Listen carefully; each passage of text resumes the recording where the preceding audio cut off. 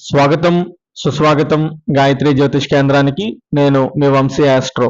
శ్రీ వాల్మీకి విరచిత శ్రీమద్ రామాయణం అయోధ్యాకాండము 73వ సర్గ. తన తల్లి కైక ఎంతో సంతోషంతో చెప్పిన మాటలు విన్న భరతుడు కోపంతో ఊగిపోయాడు. కానీ ఎదురుగా ఉన్నది కన్న తల్లి. అందుకని తన కోపాన్ని బలవంతాన అణుచుకున్నాడు. కైకతో ఇలా అన్నాడు: అమ్మా, నా తండ్రి అకాల మరణం చెందాడు. నా సోదరులు అడవుల పాలయ్యారు. ఇంకా నాకు ఎందుకమ్మా ఈ రాజ్యము? నా అన్న రాముడు అరణ్యానికి పోవుటకు, రాముని మీద ప్రేమతో నా తండ్రి మరణించుటకు నీవా కారణము. మా వంశమునకు అగ్నిలాగా దాపురించి కాల్చివేశావు కదమ్మా. ఈ విషయం తెలియక నా తండ్రి నిన్ను ఎంతో ఆదరించాడు. నీ పాపంతో కూడిన ఆలోచనలకు నా తండ్రిని బలి తీసుకున్నావు.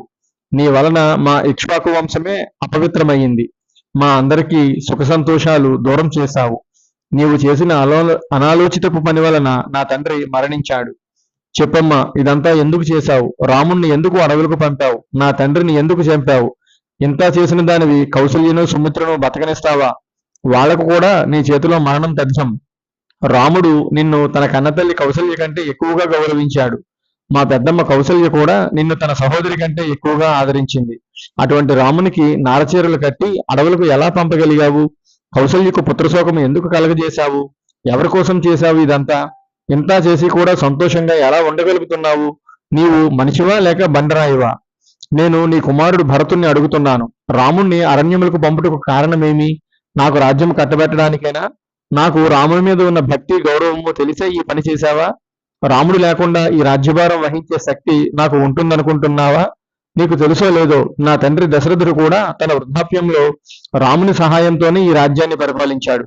అటువంటిది రాముడు లేకుండా నేను ఈ రాజ్యభారమును ఎలా మోయగలను అనుకున్నావు?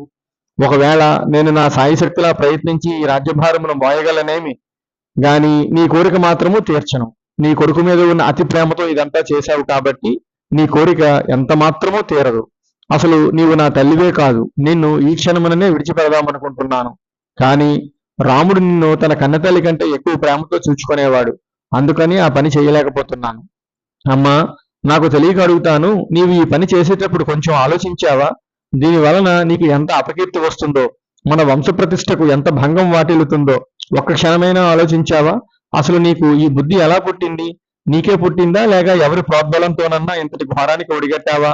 నీకు రాజధర్మము, మా వంశాచారము తెలిసే ఈ పని చేశావా? మా వంశాచార ప్రకారము కొడుకులు అందరిలోకి పెద్దవాడు రాజ్యభారము వహిస్తే మిగిలిన వారు అన్నగారిని భక్తితో సేవిస్తారు. ఈ మాత్రం నీకు తెలియదా? లేక నీకు మా వంశాచారము మీద, రాజధర్మం మీద గౌరవం లేదా? ఇప్పుడు చెబుతున్నాను విను. మా ఇక్ష్వాకు వంశంలో అందరిలోకి పెద్దవాడు రాజ్యాభిషిక్తుడు అవుతాడు. ఇది మా కులధర్మం. మా ఇక్ష్వాకు వంశరాజులందరూ పాటిస్తున్న ఆచారం. ధర్మాచరణములో మా ఇక్ష్వాకు వంశీయులు ఎల్లప్పుడూ ముందుంటారు. ఈనాడు నీవు మా రాజధర్మానికి చేటు తెచ్చావు. నీ పుత్ర వ్యామోహంతో మా వంశంలోని రాజులందరికీ అపకీర్తి తెచ్చావు. అందుకని నేను మా ఇక్ష్వాకు రాజధర్మము తప్పి ప్రవర్తించను. ఈ రాజ్యము నాకు అక్కర్లేదు. ప్రాణత్యాగమైనా చేస్తాను కానీ నీ కోరిక నెరవేర్చను. నేను ఇప్పుడే రాముని వద్దకు పోయి ఆయనను ప్రార్థించి వెనకకు తీసుకొని వస్తాను. రాజ్యాభిషిక్తుని చేస్తాను. నేను రామునికి దాసునిగా ఉంటాను. నీకు ఇష్టం ఉన్నా లేకపోయినా ఇదే నా నిశ్చయము అని ఆవేశంతో అన్నాడు భరతుడు. భరతుని ఆవేశం చల్లారింది. తండ్రి మరణం గుర్తుకు వచ్చింది. ఆ దుఃఖం తట్టుకోలేక బిగ్గరగా ఏడవడం మొదలుపెట్టాడు భరతుడు. ఇది వాల్మీకి విరచిత శ్రీమద్ రామాయణం అయోధ్యాకాండము 73వ సర్గ సంపూర్ణము. ఓం తత్సత్. ఓం తత్సత్. ఓం తత్సత్.